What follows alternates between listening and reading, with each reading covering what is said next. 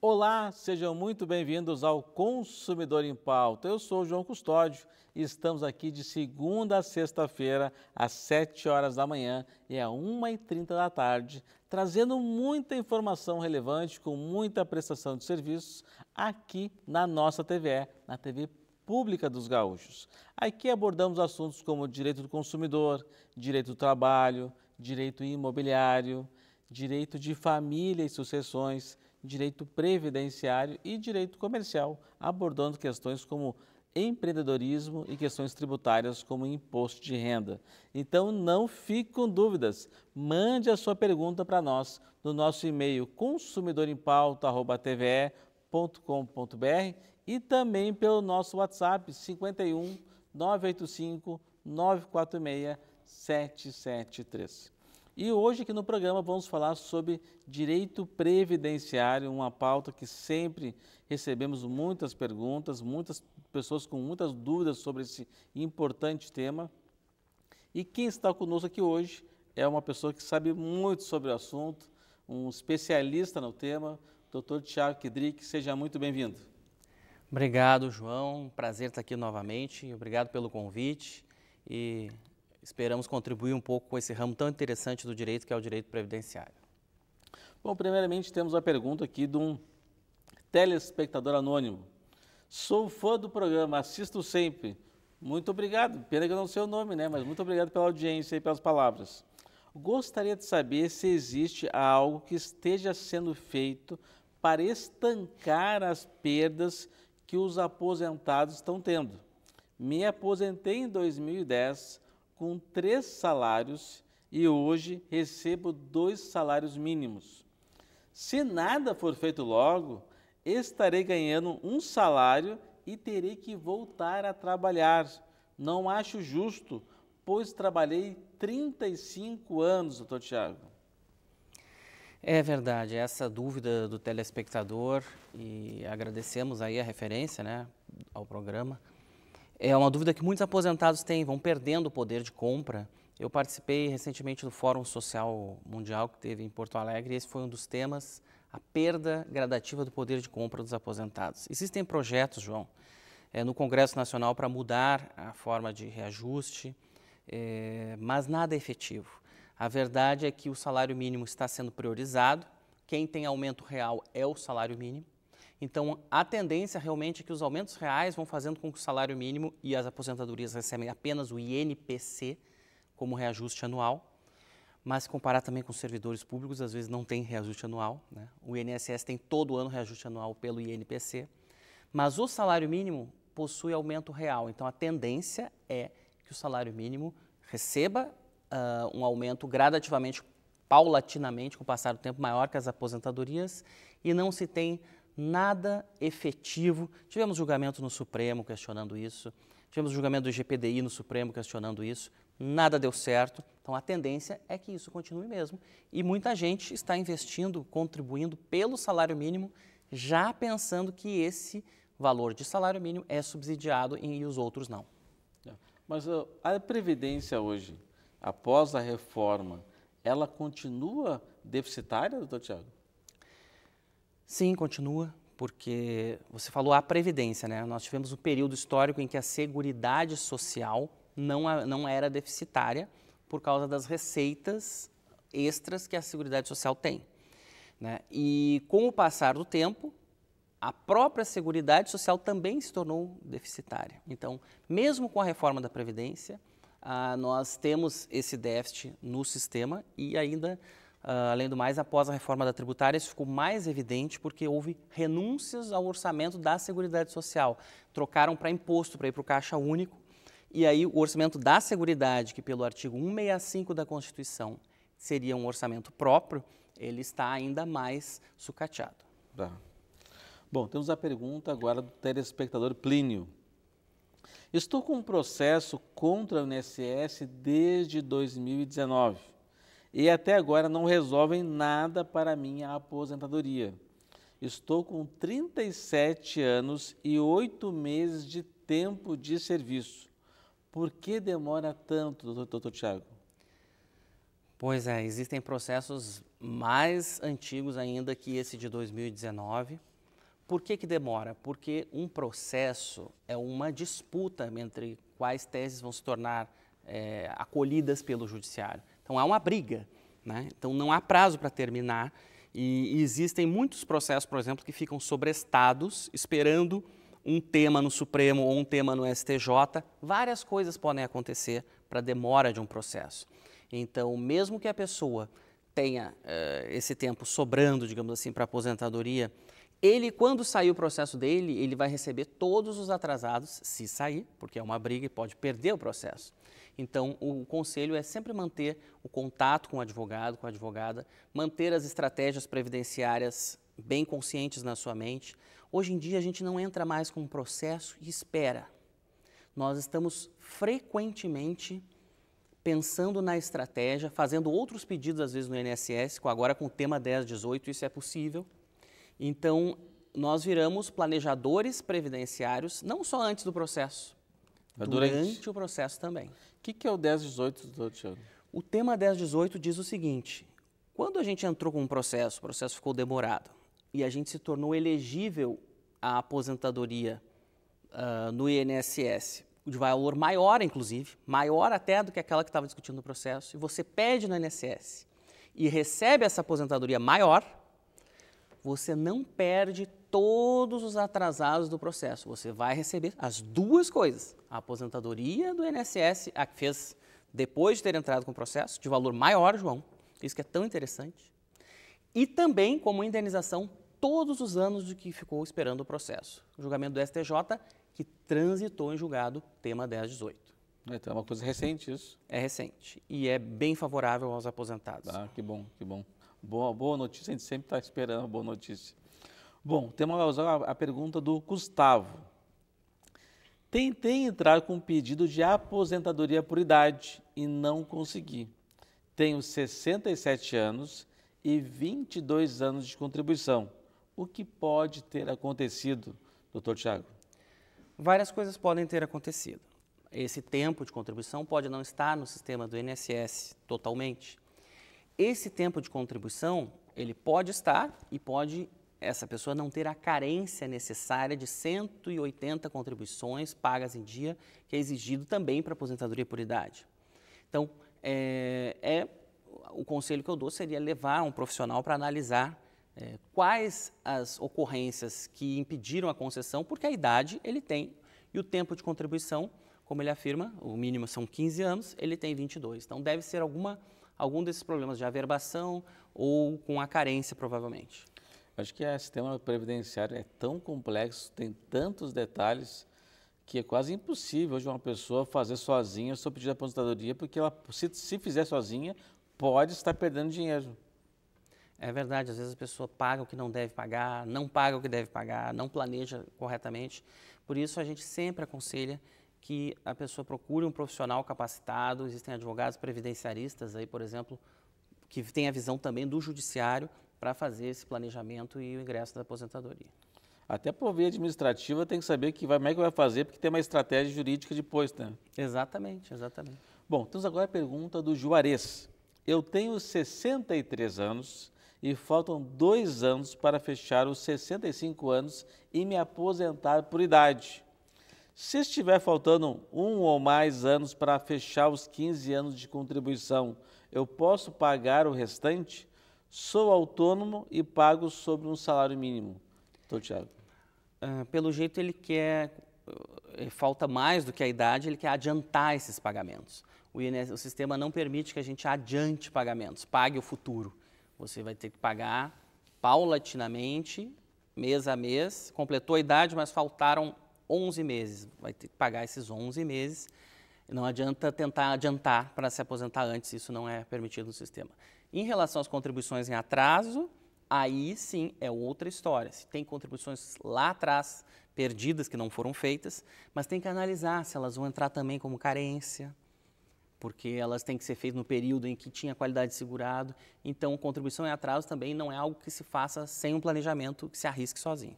Porque se arriscar sozinho, pode pagar e não resolver. E não resolver. E para frente não adianta, não tem como adiantar o futuro no sistema previdenciário nosso. Temos a pergunta agora da Estela. Gostaria de esclarecer uma dúvida. Sou MEI com CNPJ, tenho 31 anos e contribuo desde 2018. Quais são as regras na hora de se aposentar, doutor Tiago? O MEI, essa questão da aposentadoria do MEI, muitas pessoas, João, estavam indo para a informalidade e deixando de contribuir qualquer coisa para a Previdência. O que ocorreu? Foi criada essa possibilidade de contribuir com 5% para trazer essas pessoas para a formalidade. Principalmente para ter benefícios como os benefícios por incapacidade, a pessoa poder ficar doente, tem uma banquinha de cachorro-quente, pode ficar doente, então o MEI vai usufruir desses benefícios, benefícios por incapacidade, o auxílio-doença, a invalidez, a deixar uma pensão. Então é importante para a proteção social trazer essas pessoas. E vai ter aposentadoria por idade. Mas o que não vai ter? A aposentadoria por tempo de contribuição, porque a alíquota é muito baixa e não permite que se alcance aposentadoria por tempo de contribuição, a não ser que lá no final pague todo esse tempo de diferença de 15% para ter acesso à aposentadoria por tempo de contribuição.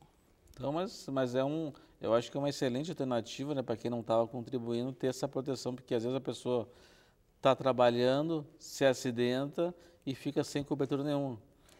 Eu tenho falado com muitas pessoas que não pagam a Previdência. O recolhimento é de 5% do salário mínimo, é um valor baixo.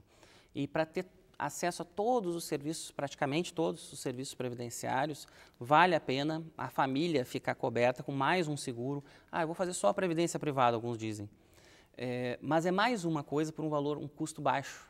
Você vale conheceu uma pessoa que ela é pedreiro, se acidentou no trabalho, ela trabalha como autônomo, não estava contribuindo para o INSS, ficou 3 meses afastados e teve que precisar de ajuda de terceiros para poder sobreviver por esse período. Se tivesse pago o MEI, estava com uma cobertura. É verdade, muitos já estão se dando conta disso. O número de MEIs está aumentando incrivelmente no Brasil, né? Bom, ótimos esclarecimentos até aqui, mas vamos ter que fazer um breve intervalo. É bem rapidinho, já voltamos.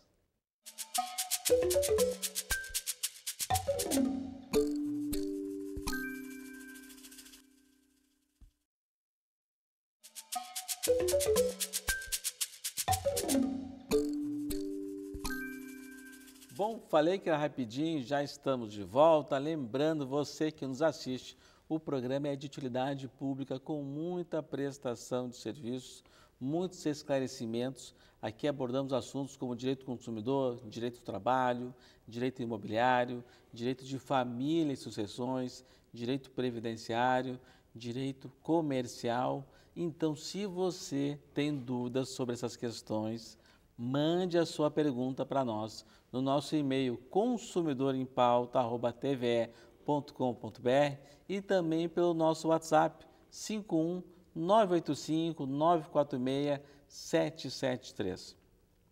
E hoje que estamos falando sobre direito previdenciário e quem está conosco aqui respondendo as perguntas dos nossos telespectadores é um grande especialista no tema, Dr. Tiago Kidrick, está de muito boa vontade aqui, esclarecendo, compartilhando todo o seu conhecimento com a nossa audiência. Então, a primeira pergunta que é do bloco é da Araci. Senhora Araci, eu tenho 62 anos e já estou aposentada. Após a avaliação do ortopedista, foi indicado fazer pilates 2 vezes por semana para fortalecer a minha coluna e evitar piorar o quadro e não sentir tanta dor na coluna. Eu teria direito a receber do INSS um auxílio para custear esse tratamento, já que exercícios com pilates não são nada baratos? Eu recebo um salário mínimo como aposentado. Doutor Tiago. Certo. Em princípio não, né? O INSS possui aqueles 25% a mais para os aposentados por invalidez que necessitem de cuidados de terceiros. O caso dela não é tão drástico a ponto de se necessitar de cuidados de terceiro, mas é um caso a ser levado aos profissionais, aos advogados que trabalham com o direito da saúde, porque dentro da essencialidade, da impossibilidade de pagar, né, os profissionais aí podem analisar se terá uma ação ou não no seu caso, né, vendo renda, etc. e tal. Mas a pergunta era previdenciária em relação ao INSS. O INSS, quando a pessoa já recebe uma aposentadoria, ele não paga outro benefício, não vai pagar um auxílio-doença e ajudar mais a renda dela, mesmo ela continuando contribuindo. Né? Por isso se tentou a desaposentação aquela vez, isso não colou, ela também não tem direito a um benefício previdenciário remuneratório em decorrência disso. E os 25% também não se enquadra, é só para aposentado por invalidez e mesmo assim, ela é aposentada por idade, e mesmo assim, só quando necessita de cuidado de terceiros é a situação mais drástica, né? O Dia da Saúde, ela ajuda assim, ela atua quando a pessoa precisa de um medicamento e o SUS não fornece, algum tratamento especial não fornece, daí o Dia da Saúde acaba entrando na justiça e obrigando, nesse caso de sucesso, ao governo a custear essas despesas. Isso trabalha primeiro administrativamente nos entes públicos, também depois trabalha na via judicial para custear a despesa, mostrando a essencialidade do serviço ou do medicamento. Bom, temos agora a pergunta do João Pedro. Tenho 7 anos como vigilante e 14 anos no transporte de valores. Teria como incluir 5 anos de Forças Armadas para pleitear a aposentadoria especial, doutor Tiago? Bom, inicialmente, a aposentadoria especial não é mais apenas 25 anos de exposição, ela tem uma idade ou os 86 pontos. Né? Teria que ver a questão do somatório para ele. Segundo ponto, o tempo de vigilante está no Supremo, tema 1209, pode ser que deixe de ser especial, o INSS quer muito isso, João, que as atividades perigosas não sejam mais especiais, começando pelo 1209 do vigilante, mas em seguida vai vir a eletricidade. Na reforma da Previdência já brigou muito em relação a isso. Tiramos uma proibição que tinham colocado no texto, depois de muita batalha em relação às atividades perigosas. E o tempo de exército não está consolidado, muitas tentativas, muitas pessoas escrevendo sobre isso, é um tema bem complexo. Existe o perigo nesse trabalho, mas não tem sido reconhecido a atividade no Exército como especial na maioria da jurisprudência, por enquanto, mas está em construção essa tese por muitos. Então, tem várias dificuldades no caso dele, acho que teria que procurar um profissional, ver as estratégias e planos B para se falhar uma dessas duas possibilidades que ele tem. Nunca é complexo, né? Essa questão da vigilância vai prejudicar muitas pessoas se o seu INSS ganhar, né? Muita gente está esperando o processo sair e justamente trabalhou como vigilante e o INSS está investindo muito nesse tema 1209, acompanhem, porque pode desabar uma série de processos e de possibilidades de aposentadoria especial. E a do Exército, até hoje não tivemos o Tribunal Superior garantindo como especial esse direito desse período. Nem se a pessoa trabalhasse especificamente, porque o trabalho no Exército tem várias atividades, no caso. Mesmo se a pessoa trabalhar numa atividade dentro do Exército de alto risco, não tem tido êxito. É como é um regime diferente, não há contribuição, não há nem a contribuição extra para a especialidade, o INSS resiste muito, mas existem autores defendendo, por enquanto na doutrina, defendendo que poderia ser considerado como especial e agora, com o julgamento do tema 942 no Supremo, que diz que o funcionário público tem direito a essa conversão do tempo especial, existem processos sendo ingressados para tentar conseguir o Exército, mas ainda não tem consolidado a jurisprudência, isso que eu quero dizer. Bom, temos agora a pergunta da Clarice. Eu estou na Justiça Federal pedindo LOAS para um irmão com deficiência. Está na conclusão da sentença 50 dias. Quero saber se demora muito para o juiz dar a sentença. Demora tanto assim, doutor Tiago? Puxa, acho que 50 dias está Um prazo bem razoável pelo que a gente vê, né? É que quando a gente está precisando, né? É verdade, cada é verdade. dia faz muita diferença, né? Então, cada vara tem um seu andamento e tem, umas são mais rápidas, outras são mais demoradas. Essa média de 50 dias para um processo não é algo fora do comum, né?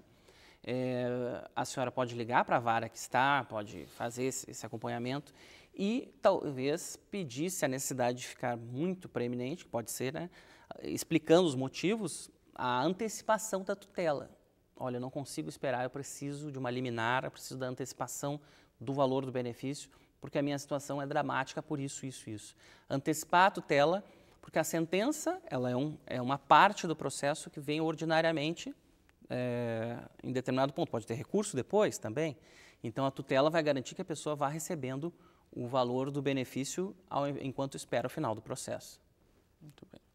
Agora temos uma pergunta de uma telespectadora anônima. Gostaria de saber como fica a questão da pensão de uma pessoa que pagou a Previdência por 15 anos sobre um salário mínimo e que faleceu alguns meses antes de completar os 65 anos. Certo.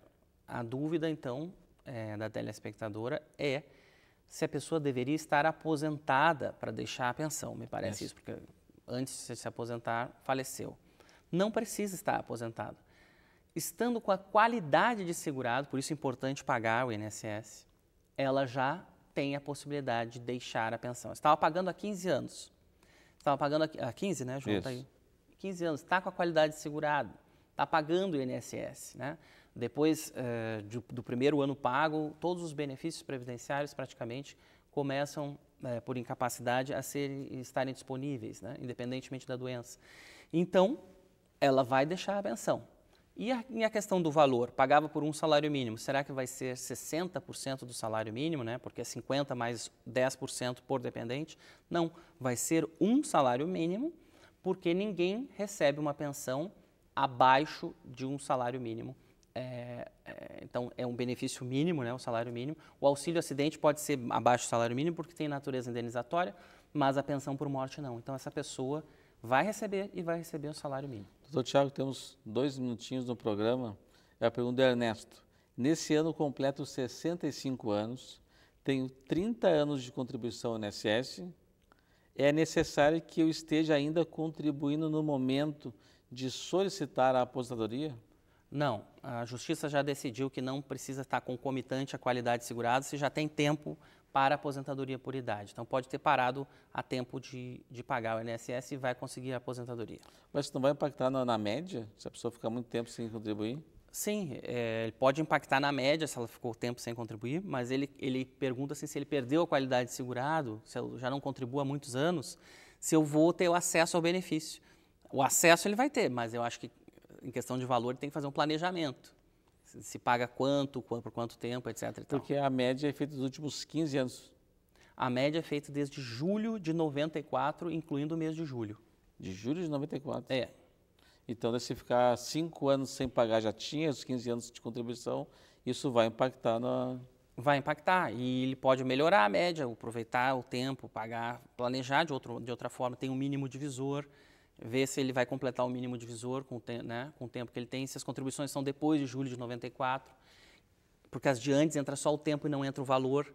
Não entra o valor? Não entra o valor, entra só o tempo, antes de julho de 94. Então, se alguém tinha um salário alto antes de 94, não vai entrar na conta? Não, isso foi o que causou a revisão da vida toda. Ah, tá. Foi esse tipo de hipótese é que causou aquele tipo de revisão que acabou não colando, né? Mas então, ele não precisa ter a qualidade de segurado, ele pode pedir, parou de pagar tempo, ganhar o benefício, ele vai. Então, essa é uma questão bem importante mesmo. Essa questão do... Mas é que é realmente isso, que a pessoa ela tem, ou às vezes ela quer continuar pagando e não precisa pagar mais também, né? Se ela contribui por um salário mínimo e daqui a pouco ela não vai ter efeito ela continuar pagando. Não vai ter efeito, né? Vai ser descartado para não baixar a média, né? Então, tem que planejar, por isso não dá para se atirar de olhos fechados, assim. contribuir pelo que eu acho, tem que ter um foco e fazer esse planejamento. Porque isso é tão complexo a questão do direito previdenciário que é muito fácil a pessoa perder dinheiro se fazer sozinha, né? Ela é muito fácil porque tem muitos detalhes. Isso diariamente, gente perdendo dinheiro. E o pessoal perde mais porque está continuando pagando, quer pagar mais nos últimos 2, 3 anos para ver se aumenta. Ambas as coisas. Chegam cada um com a sua ideia, né? E acaba criando ali algo perdendo dinheiro, pagando o que não precisa e ainda não aumentando a renda quanto tem que aumentar. Doutor Tiago, muito obrigado pelos ótimos esclarecimentos. Agradecer a nossa qualificada audiência e desejar um ótimo final de semana. Tchau, tchau.